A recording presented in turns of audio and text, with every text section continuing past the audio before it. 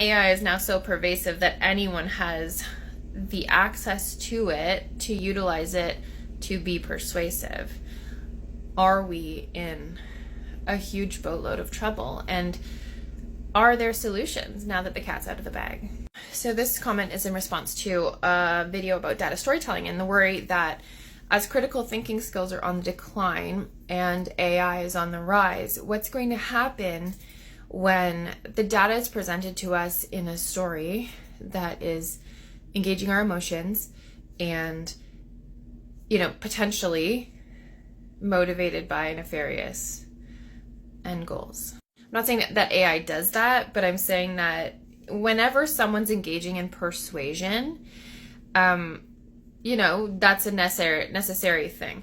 But as AI gets better at facilitating that or assisting in that, we have to wonder what the motivations are, because as humans who have limitations in our critical thinking and from lots of reasons, like I would argue because we're not really learning them now because we can kind of jump over a lot of the basic skill building things, but that's another story.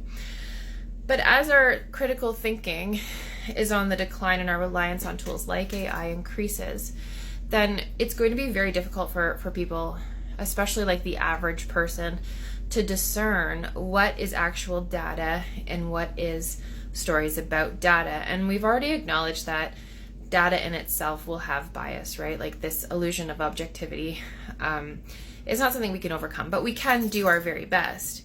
So I guess it's that like the average person doesn't really stand a chance if the power of AI is behind the persuasion. And I think this is one of the worries that Elon Musk, for example, has been sharing, is that when it gets so smart that, it already knows a lot about you just by what you ask it, right? And, ChatGPT, as an example, it keeps track of all of your chats. So you can imagine, just if you're a casual GPT user, that it already has enough information about who you are to know how to persuade you.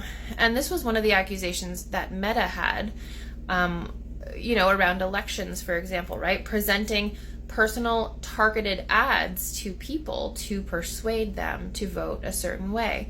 So, if that's already happened, I suppose that's alleged.